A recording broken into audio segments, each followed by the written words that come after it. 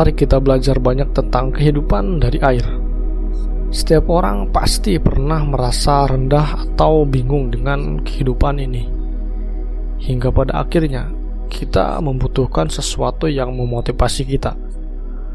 Dan tidak jarang kita mencari dan mendengarkan video motivasi, kisah sukses orang lain, dan kegagalan orang lain. Ya, tujuannya supaya kita kembali lagi semangat dan termotivasi. Tapi pernah tidak kamu mencari motivasi dari alam, khususnya dari air? Tidak pernah kan? Tapi percayalah bahwa sekarang kamu akan belajar arti kehidupan dari air. Dan percaya atau tidak, kamu akan kembali lagi bersemangat dan bisa melihat dunia dari sisi pemikiran yang sebelumnya belum pernah kamu pikirkan. Hal yang perlu kita miliki, tapi kebanyakan orang tidak memiliki, atau bahkan sulit untuk memilikinya, yaitu konsistensi. Karena apapun cita-citamu dan seperti apapun mimpimu, jika kamu sudah bermimpi, sudah pasti kamu harus siap dengan konsistensi. Konsistensi memang menjenuhkan, membosankan, dan seakan membuang-buang waktu. Jika kamu ingin menjadi pemain sepak bola, kamu harus siap setiap hari berlari, berlatih, dan menendang bola ratusan, bahkan ribuan kali setiap harinya. Jika kamu ingin menjadi pemain basket contohnya, kamu harus siap berlatih melempar bola ribuan kali. Jika kamu ingin menjadi YouTuber pun, kamu harus siap dengan konsistensi, membuat konten, upload, dan terus belajar. Dan itu memang melelahkan, tapi hasilnya tidak ada yang mengecewakan. Lihatlah tokoh-tokoh yang sekarang sukses atau tokoh idolamu. Silahkan lihat bagaimana mereka berlatih, bekerja keras. Tidak ada hasil yang instan. Semua hal termasuk kesuksesan selalu ada proses dan perjuangan. Sudah pasti perjuangan melawan rasa bosan dan pantang menyerah.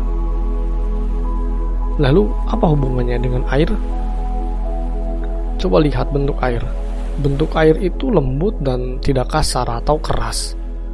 Tapi lihat tetesan air yang jatuh menimpa batu dengan konsistensi, walaupun dilakukan dengan tetesan yang tidak berarti.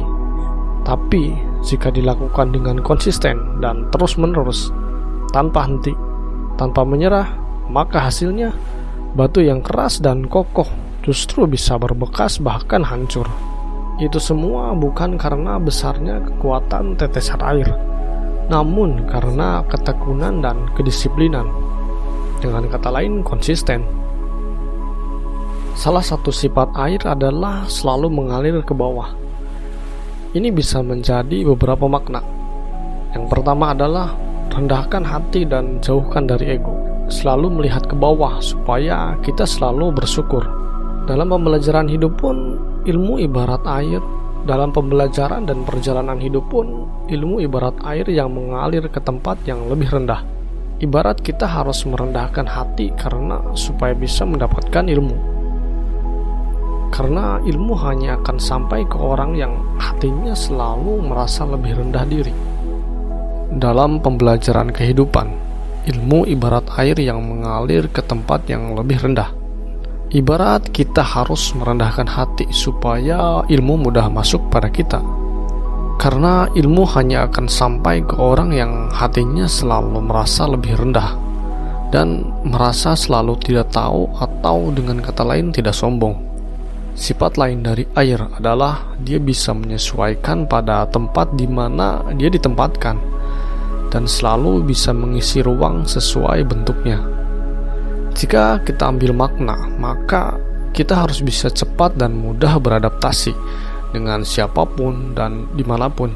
Skill dimana sangat dibutuhkan dalam segala aspek, termasuk pekerjaan dan di sosial pun. Tidak hanya mudah beradaptasi saja, tapi dari segi sosial kita harus juga bisa beradaptasi dengan zaman dan ilmu pengetahuan. Karena jika kita tidak selalu belajar, maka kita akan tertinggal. Saat kita beradaptasi dan di tengah konsistensi yang kita lakukan, tidak jarang kita akan mendapatkan sebuah masalah, baik itu dari diri sendiri atau dari orang lain. yang hasilnya tidak jarang bisa membuat emosimu tidak stabil. Dan inilah salah satu sifat yang bisa kamu tiru dari air, yaitu bisa mendinginkan dan meredakan api, yaitu api emosi yang ada pada dirimu. Emosi marah hanya bisa membuat apa yang kamu sudah lakukan dan kerjakan menjadi berantakan. Jadi sangat perlu kamu bisa menenangkan dirimu. Maka sangat perlu memiliki hati yang bersih dan suci, supaya kamu bisa tetap mengendalikan emosimu. Jadilah seperti air. Dia jernih dan bisa mensucikan. Memang benar, air tidaklah mewah, tidaklah bernilai mahal pula.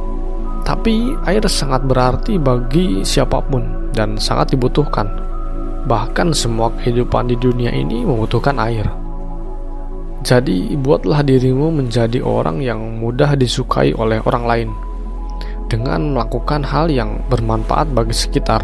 Maka kamu akan bernilai bagi lingkungan sosial, bukan malah ingin terlihat lebih high class tapi dengan cara memaksakan. Jadi yang penting adalah value pada dirimu, maka kamu akan mudah disukai oleh orang lain.